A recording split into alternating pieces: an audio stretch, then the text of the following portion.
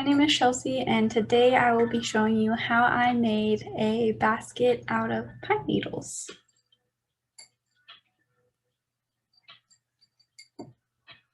First, let's start with the what, the where, and the who.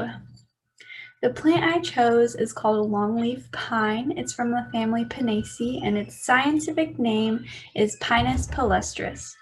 This evergreen conifer can be up to 100 feet tall, 3 feet in diameter, and its leaves can grow up to 18 inches long. The long length of the needles made it easier to coil into a basket or other pine needle crafts. Longleaf pine trees are native from East Texas up to the southern parts of Maryland and extend down to central Florida. These are the indigenous tribes that use the needles from the longleaf pine to make coiled baskets, each tribe with its own technique and style. Here are a couple of the uses and reasons why indigenous tribes like the ones mentioned in the previous slide made baskets and used the needles of the longleaf pine. This is what the longleaf pine looks like. They typically grow best in dry, acidic, sandy soil and require full sun. I also learned that this tree naturally prunes its lower branches, and that's why you see their branches up towards the top half of the tree. I thought this was really cool, so I wanted to include it into my presentation, even though it has nothing to do with pine needle baskets. But this is an illustration of a longleaf pine. It's a card from a vintage deck called Tree Spotter Cards, which was a game to identify 36 different trees in North America. So this is what the pine looks like, as well as the male and female parts and the pine needles. All right, back to the basket. Here is the step-by-step guide on how I made my basket. First, this is a quote by Robert Shaw that I really liked from his book, American Baskets. It says, "A fine handmade basket, whether new or old, speaks of the time, skill, and care that have gone into its making, and proclaims that use and beauty can be complementary rather than mutually exclusive, as so often seems in the case in today's utilitarian objects." All right, moving into it. Step 1, gather your plant materials. Because longleaf pine trees are not native to this area, I used the needles from the 2 ponderosa pine trees in my front yard. Unfortunately, these needles are about half the size of the longleaf pine trees needles, but I made them work. I collected the needles off of the top layer of the ground.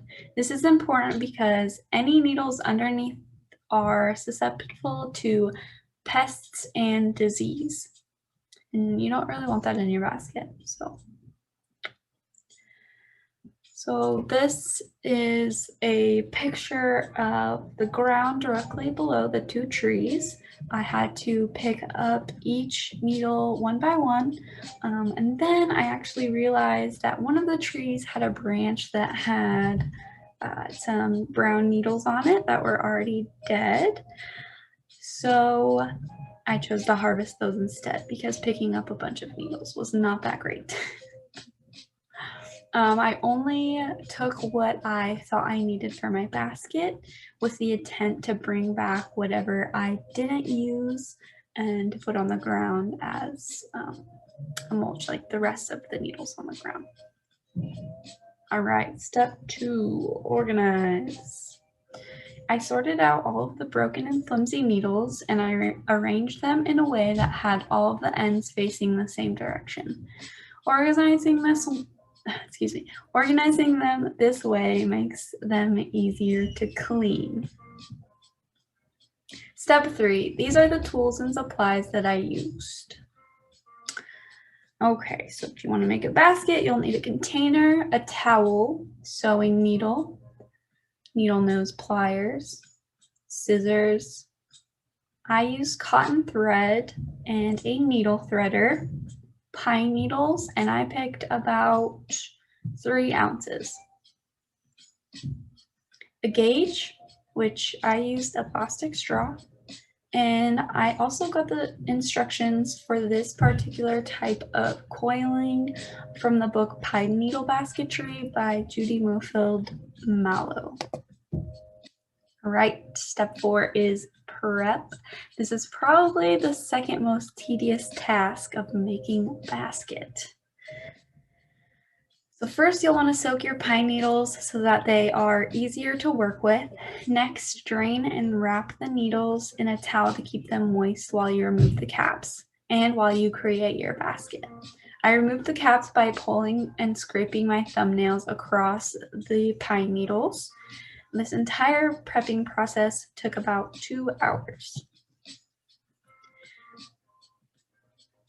This is a time lapse of me taking off the sheaths on the end of the needle bunches one by one. I read that you could also cut the ends off, but since these needles were about 5 to 6 inches, I did it manually. I had the entire bunch soaked in needles. The entire bunch of soaked needles in a towel on my lap while I was working on them, and I put the decapped needles in a closed container to keep them from drying out. Step 5. Let's start the basket. First, you'll place 6 or so bunches of needles in your gauge, enough to where the gauge is snug and it's not tight. Like I said, I used a plastic straw you could see there on the bottom half of the bunch of needles. So next, you'll want to tie a knot on the end where you remove the caps, and after you've placed the knot, wrap your thread around until it is about 1 inch to 1.5 inches long, depending on how long your needles are. Thread your needle and secure the wrap that you just placed around your bundle by passing the needle through once.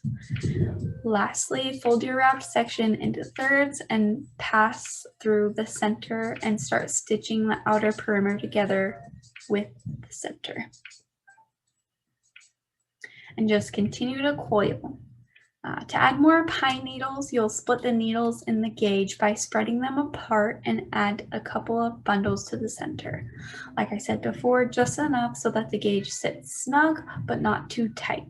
You can make the bottom of your basket as big as you'd like. I was worried about running out of pine needles, so I kept the diameter about 3 inches. All right, step 6. This is where you're going to start forming the walls of your basket. Coil up to build the walls of your basket.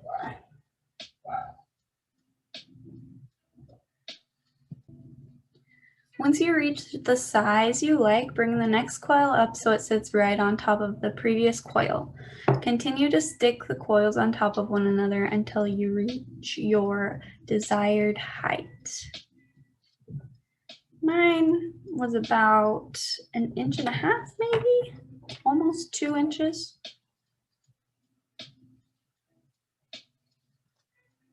All right, step 7, finishing off the rim.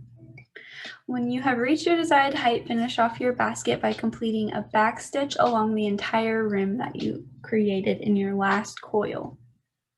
For my basket, I put my own spin on this part, so it looks a little funky, but I like the way it turned out. After you've placed your back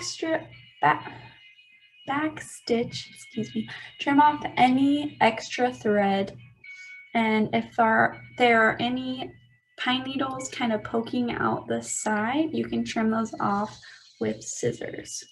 And that is it. Your basket is complete. Now that it's finished, take it into the sun, admire your work, and do a little photo shoot. I really enjoyed making this basket, and I loved learning about the people who perfected this art and all the different ways that you could make a basket out of pine needles. If you have time, I recommend looking up pictures of coiled pine needle baskets.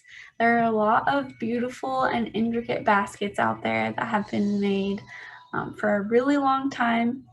Some people even dye the needles using fabric dye, which looks amazing and adds a really unique touch. All right, and that is it. Thank you for watching my presentation.